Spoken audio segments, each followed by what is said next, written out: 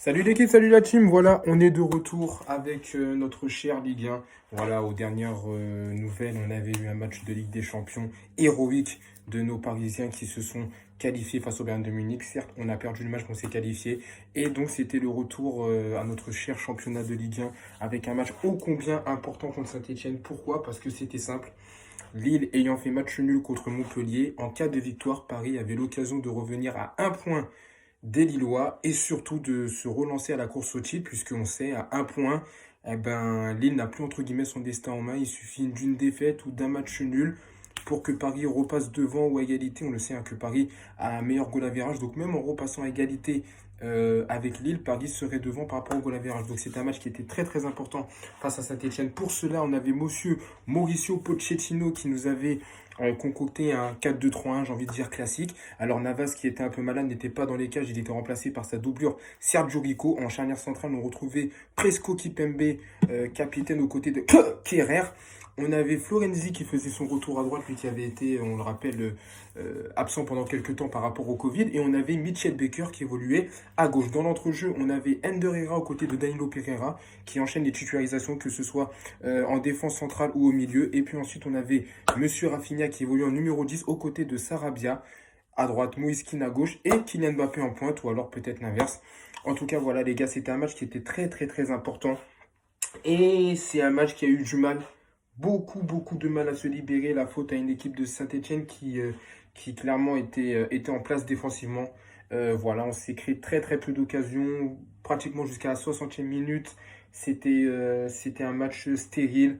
Voilà, il n'y avait pas grand-chose à se mettre sous la dent. Il y avait des occasions par-ci par-là, mais ça ne rentrait pas. Et on se disait que Paris allait peut-être voilà, Paris allait peut-être avoir du mal. Et on a subi un premier coup de tonnerre avec notamment cette ouverture du score des Stéphanois par monsieur Denis Bouanga qui du coup a douché entre guillemets un peu tous les Parisiens.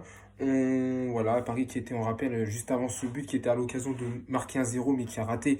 Et ensuite voilà les Stéphanois qui ont marqué eux leur but. Et à ce moment-là, voilà, c'était un petit peu la débandade. On savait pas trop ce qui se passait. Mais cette année, les gars, ce qui est bien, c'est qu'à Paris, on a un mental. Cette année, avec Monsieur Pochettino, au Paris, il y a un mental d'acier. Et même quand on est mené, à noter qu'on a permis de niquer cette statistique qui disait que chaque fois que Paris était mené en Ligue 1, Paris n'arrivait pas à gagner le match. Puisque c'est vrai qu'avant le match contre Saint-Etienne, chaque fois qu'on était mené en Ligue 1, on finissait soit par perdre le match, soit match nul, mais on n'arrivait pas à gagner un match dès qu'on était mené en Ligue 1. Donc déjà, cette statistique a été balayée. Et en tout cas, quel match de folie, les gars. Donc, du coup, on a eu voilà, Saint-Etienne qui ouvre le score. Et puis, même pas peut-être 1 minute 30, 2 minutes après, Monsieur Kylian Mbappé sur une superbe ouverture d'Ander Herrera qui permet à Paris d'égaliser. Et en 10 minutes, hein, clairement 10 minutes montre en main, Paris égalise par Monsieur Kylian Mbappé. Et ensuite, penalty accordé pour notre équipe parisienne qui a permis du coup à Paris de repasser devant. On pensait que c'était la victoire, on pensait qu'on allait s'imposer. Et là, il y a eu un coup du sort avec une égalisation où on va parler aussi des joueurs parce qu'il y a des joueurs qui ont bien joué, il y a des joueurs qui ont moins joué. Voilà, voilà une égalisation stéphanoise avec Amouma qui a remis les Stéphanois à égalité. Et on le sait, c'est un match qui était très très important. Il fallait absolument qu'on gagne. Et à l'ensuite, on a fini par gagner 3-2, mais c'était un match de folie. Clairement, l'équipe, c'était vraiment un match de folie. C'était un match, voilà, c'était un match comme on en a peu en Ligue 1. Voilà, clairement, je pense que c'est voilà, le dernier match où on a eu un stress comme ça sur ce match-là. Je pense que c'est clairement le match contre l'Atalanta. Voilà, clairement, le match contre l'Atalanta, on avait eu un stress, je me rappelle, un stress qui était énorme. Voilà, on était là, on se disait, oula, on savait pas trop ce qui se passait. Enfin, bref, Choupo-Moting nous avait permis de vraiment faire quelque chose de bien et c'est vrai que c'était un match de fou. Donc voilà l'équipe. Après, bon, en ce qui concerne du coup les joueurs, on va aussi un petit peu en parler. Sergio Rico qui m'a déçu. Sergio Rico qui m'a déçu parce que on en attendait plus en tant que doublure. Il nous avait habitué à beaucoup plus. Et sur ce match-là, il n'a pas eu beaucoup d'occasions en première mi-temps. Mais malheureusement, en seconde mi-temps, bon, le premier but qu'il prend de Denis Bouanga, bon, c'est un but un peu, voilà, c'est un centre un peu qui est dévié. Navas l'aurait pas pris, lui il le prend. Par contre, le deuxième, pour moi, il est fautif parce qu'il repousse le ballon dans les pieds d'Amouma. Et malheureusement, Amouma est parfaitement placé pour la mettre au fond. Donc pour moi, il est fautif. Donc voilà, Sergio Rico, j'ai pas trop aimé. La charnière centrale, Kipembe a tenu son rang. Kerrer, ça reste Kerrer. Je pense que c'est plus la peine d'en parler.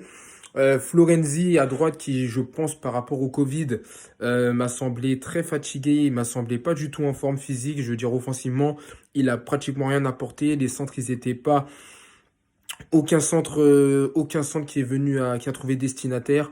Au niveau défensif, il était souvent pris à revers, notamment par des attaquants qui étaient plus rapides. Donc voilà, Florenzi, c'est une question. Florenzi, c'est une question. Il faut se poser la question. Est-ce que c'est le latéral droit que Paris envisage pour son avenir? Est-ce que c'est un latéral droit qu'on peut acheter, mais en sachant qu'il faut acheter un autre latéral droit en tout cas?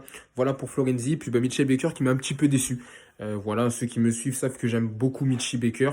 Mais voilà, sur ce match-là, il m'a un petit peu déçu. Je trouve qu'il était un peu en dedans. Je trouve que voilà, il a pas apporté ce qu'il pouvait apporter. Et quand on voit toute l'équipe du PSG qui progresse, notamment avec cette superbe demi-finale de Ligue des Champions qui nous attend face à Manchester City, voir Mitchell Baker à ce niveau-là, c'est un petit peu embêtant. Ander Herrera, je vais pas en parler. Bon match d'Ander Herrera, c'est lui qui fait la passe décisive pour le premier but de Kiki. Et ça fait plaisir parce que voilà, pendant une période, je le sentais plus trop en dedans. Et là, il commence à revenir. Il a fait aussi de très très bonnes entrées contre le Bayern de Munich. Donc c'est à noter. Monsieur Danilo Pereira, qui lui aussi clairement m'a fait plaisir. Hein, Danilo Pereira, voilà, pour moi, il était au top. Voilà, il commence vraiment à trouver sa place dans cette équipe du PSG. Il commence vraiment à trouver sa place tout simplement. Et c'est vraiment très, très important. Voilà, parce que des gens l'ont critiqué. Moi, franchement, Dario Pereira, j'aime bien. Puis côté offensif, bah, Rafinha, en fait, c'est toujours le même truc. C'est que Rafinha, on a un joueur qui est très technique, qui est capable de conserver des ballons, qui est très bon au dribble. Mais Rafinha, voilà, c'est le dernier geste. Un petit peu à l'image d'un Vinicius Junior qui est très bon, qui va très vite, qui est capable de dribbler, mais qui a du mal dans le dernier geste. Rafinha, il faut qu'il travaille sa finition parce que ça pourrait être un très très grand joueur. Mais pour l'instant, il fait un peu penser à Verratti. Il est très bon dans les espaces, il est très bon en ce qui concerne le jeu de passe longue, le jeu de passe courte, le dribble, la technique. Mais par contre, la finition, c'est pas ça. Sarabia qui était normal. Voilà, Sarabia qui a fait un match normal. Et puis Moïse Kean qui me paraissait un petit peu fatigué. On l'a pas vu beaucoup. Et Kylian, à un moment donné, jusqu'à la 60e minute, on voyait pas beaucoup Kylian. On se posait des questions. Et puis tout d'un coup, sur un éclair de génie. Alors, avant ça, il y avait déjà une belle action. Je sais plus c'est qui, je crois, il me semble que c'est même Herrera qui avait déjà fait la première passe décisive où on a Kylian qui fait un super contrôle. Et en fait, t'as Stéphano qui revient juste derrière. D'ailleurs, c'était l'action de Neyou là où en fait. Ouais, non, il y a eu deux actions. Il y a eu cette première action où Kylian fait un super contrôle. Il y a Stéphano qui revient derrière et qui lui prend le ballon au dernier moment. Mais pour moi, le contrôle qu'il avait fait, c'était clairement pour aligner le jeune gardien de Saint-Etienne, Etienne Green. Et ensuite, il y avait une action où Kylian, clairement, quand il a frappé, il l'a envoyé en l'air. Par contre, il a été taclé par derrière. Mais comme il avait déjà frappé le ballon quand il a été taclé, ça n'a pas été penalty. Bon, voilà, ça aurait pu être polémique, mais en tout cas, il y a eu encore une nouvelle action. Et là, c'est voici qu'il a un super contrôle. Il a ajusté le gardien et ça a mis un gros coup de soulagement parce que quand on a vu Saint-Etienne marqué dans un match comme ça stérile, on s'est dit, ce match-là, il faut pas le perdre. Et on s'est dit, c'est clairement pas le scénario qu'il faut. Saint-Etienne qui marque à contre-jeu. On était dans une situation, et puis là, tout d'un coup, avec Kylian, on permet d'égaliser assez facilement. Quelques minutes plus tard, il se procure le penalty qui permet à Paris, et encore à noter encore un doublé pour Kylian, qui en est déjà quand même à son 7e doublé en Ligue 1. 7 fois 2, ça fait déjà 14. Ça veut dire que là, il a signé son 22e but en Ligue 1, si je dis pas de bêtises, ou par là. Voilà, qui permettait à Paris, du coup, de pouvoir justement voilà, nous permettre de reprendre le match. Et à ce moment-là où on pensait qu'on allait gagner, il y a la nouvelle douche froide avec l'égalisation de Saint-Etienne.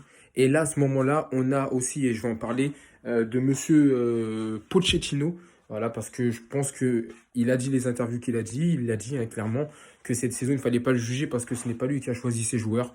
Mais en tout cas, moi, je pense qu'il a instauré quelque chose. Et moi, je le sens, c'est dans la mentalité. Même si on a été l'année dernière en finale de Ligue des Champions et ça nous a donné beaucoup d'assurance, j'ai l'impression que cette année, les joueurs on a plus un mental d'acier. Voilà clairement que on perde un match ou pas. Enfin, quand on n'est pas énervé ou on prend pas des cartons rouges comme contre Lille, on arrive toujours à se battre pour gagner. Et franchement, contre Saint-Etienne, c'est un match où, clairement, ce match-là, ça fait match nul.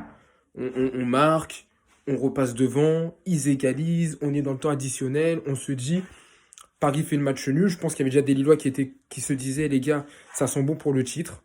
Et là, monsieur Pochettino décide de faire des changements, et notamment deux changements, faire rentrer trois changements importants, hein, Marco Verratti, Di Maria et Mauro Icardi. Donc là, hop, on fait rentrer du lourd. On fait rentrer surtout Icardi qui faisait son grand retour, on le rappelle. Icardi qui a été blessé, qui a eu le Covid, enfin bref, tout un système qui a fait que Icardi, clairement, a fait une saison cette année de Paris qui était quand même assez décevante. D'ailleurs, au niveau des rumeurs mercato transfert, on parle un petit peu de Icardi qui pourrait nous quitter. Voilà, et en tout cas, voilà. Et le coach qui a fait rentrer ces joueurs-là. Et sur la dernière action, corner de Di Maria. Au début, premier déjà corner de Di Maria rentrant qui touche le poteau. Donc on se dit Paris veut gagner ce match-là.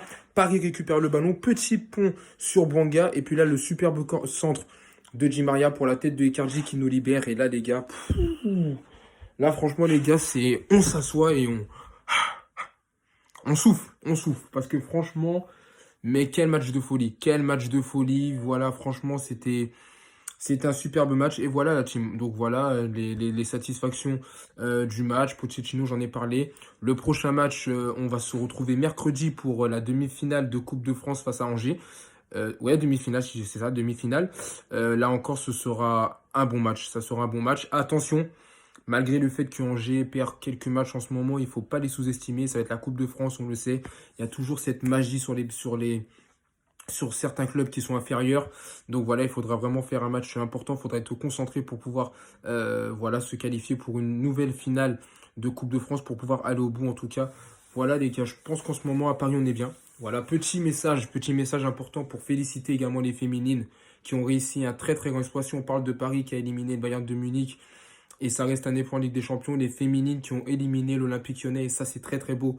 Les féminines du PSG qui sont actuellement en demi-finale de Ligue des Champions, qui ont éliminé les Lyonnaises qui sont sextuples ou je sais pas combien championnes d'Europe. Et ça, c'est un très très très grand exploit. Donc bravo à vous les filles. On vous supporte. Vous aussi, vous êtes en demi-finale comme nous les Parisiens.